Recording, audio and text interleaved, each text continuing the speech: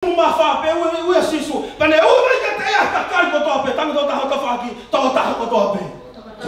on the side, everyone. That's you and me.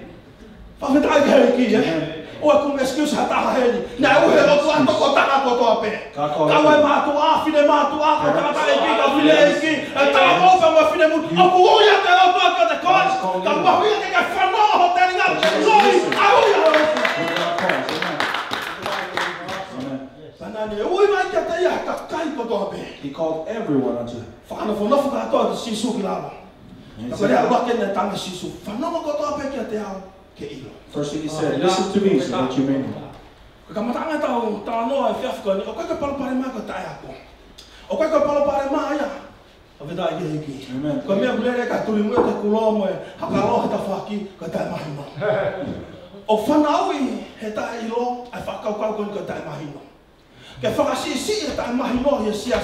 Family, mo uiki heiki, ulaki a koi mau peteringa ke whanau.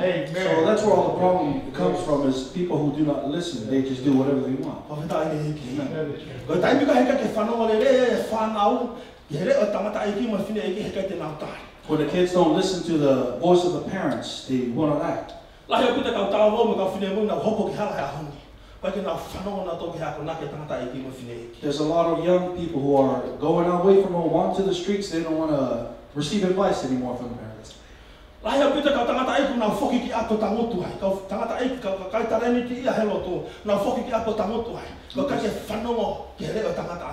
There's a lot of men who go home, they stay home, they don't want to listen to the man of God. Malo pita matea ke siasi. Malo pita fai fatongia koto apeka aku mahuinga e fiafini. Ako I mau pe hoteringa ke whanau ki fōwhua. Thank you for your hard work in the church and your commitment and praying for a long time, but we need to teach our youth to listen. Sekele tane sisu e vesa no tahafa. Panene ui mai ka te ka kai koto ape.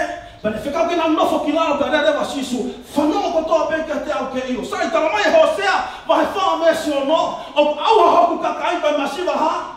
Amen. So in Hosea it says that my people are perishing. Why? They don't know.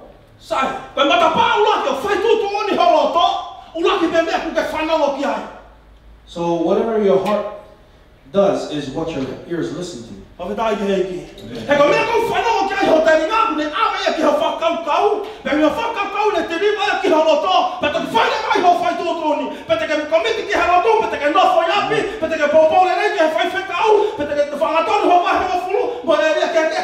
So that's how we human processes. We listen to something, goes to the mind, mind tells the heart, and then the heart does it. Amen. Amen. You know, listening is the first door to knowledge.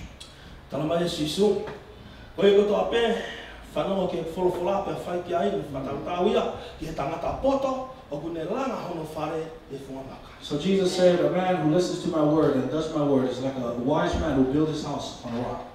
My family, the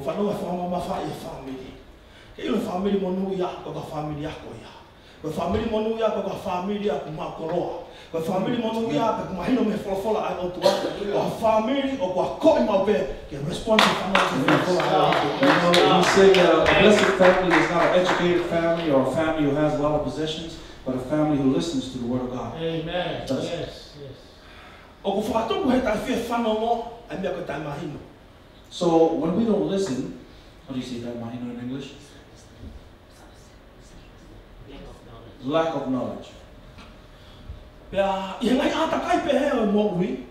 O wa mare wa he si ko ia ta fe fano mo pe fano ke fola o toa o mai me ko ni ke family mo wi pa mo sia sikuraki ko auha. So the first thing it brings to our family when we don't listen is perish. Fata tau ke Hosea wa fa ve so no o auha ku ka kai ko masiva ilo. And he compares it, he brings it Hosea chapter 4 verse 6, my people are perishing because you don't know because you don't listen. And when you listen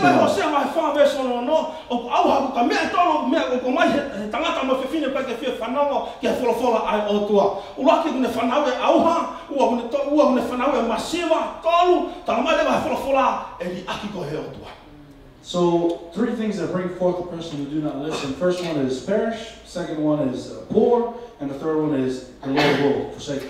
The reason why we are poor in spirit because we lack of listening. Amen.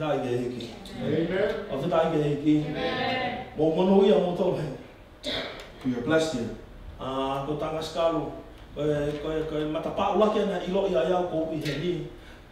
Kalofiama.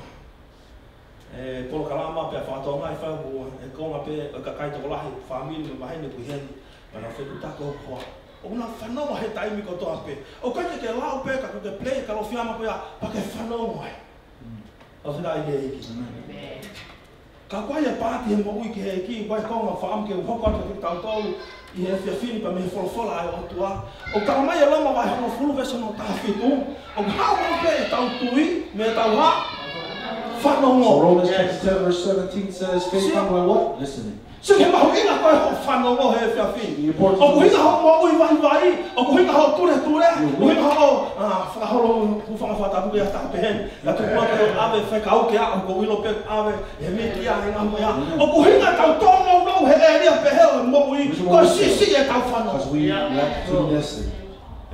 Lama honga fulu vesa no taha whitu. O ku hau e tau tui me he tau whanonga. Whatonga e wholofola. Lama honga fulu taha whitu. O koe ke tua taha ase e whanonga.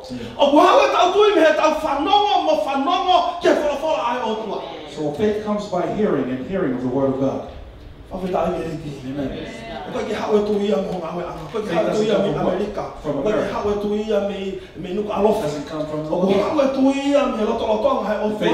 He loto e tamata ka mo e whewhine. O whakatoki lalo ke whanonga ke wholofola ai o tua. Whewhenua ke te tātai tua tō tahata whaaki. Tell the person next to you. Whanonga ki ke ino hame. Listen so you can know something. Koe tahe a tohi whalotolahi a Paula ki a Timote. Tahe Paula ki a Timote. Timote! I he kua whakaosi, e hauka ngā mea te kehea. Kaua ngā whakailonga ko ni tāne Paula ki a Timote. Timote, he kua whakaosi, te nau maui tai whawheta. Te nau maui tai maa o neono. Awa ki hatunga, risika, ngā mea e hauka kua whakaosi tāne Paula ki a Timote. E au ki hataimi. E veri e te inga tātā, e whanau ki he wholofola e oto. So Paul writes to Timothy, in the last days, people's ears will become, don't want to listen to God's word anymore. Tai mila he tau hau ke he lotu. Ka tala tūtu une Faifekau. Ka tala tūtu une take te batmeni. Veri ho te ringa. A lot of times the pastor gives commands and things to do or leaders do and you don't want to listen anymore. Peka mamama i hanga tonu e wholofola hai o tua. O kuke lau lau. Koe ki ke whanotang. I lo pe Faifekau ko palu parema ko vai vai he ta wha koe. Pe malanga mai he eria koe. Koe malanga mai vega te. And so they say the preacher comes up here and he knows I'm weak in this area and they preach it from the front. O whanau ke whanotola hiki tau tōru e whakaukau mo pōre e whiawhkoni.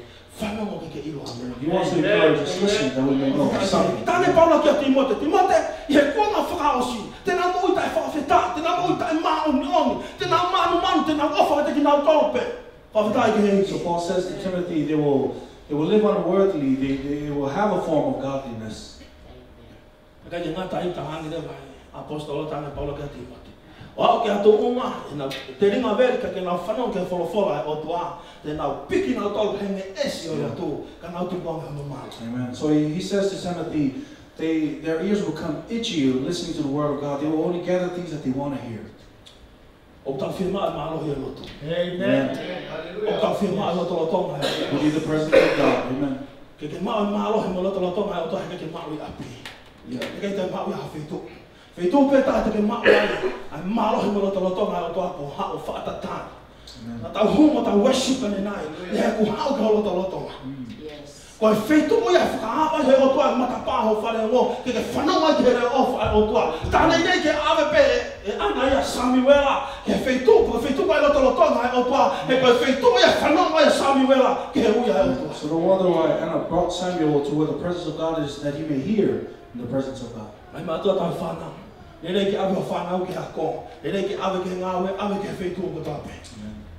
tuku whalota la hiko. Kai ha whaitu le le taha ki awe kai ho whanau. Tēnā whanau mai ke whalafola e otoa mo rea o whai otoa. O mai ke atoloto mai o. Amen. Parents, it's good to take your kids to school, to work, and other places. But the best place to bring them is to the presence of God, where they will hear the word of God. O whitai ki. Praise God. Mahu inga whakaukau koni. Ke ino tala mai ki tautolo me whalafola ai otoa. Ai whakaukau koni. Tala mai whakahawa he tolo vese no wanoa. Wakai uko tumu he matapaha mo tuki tuki. In Revelation chapter 3, verse 20, behold, I stand at the door and I knock.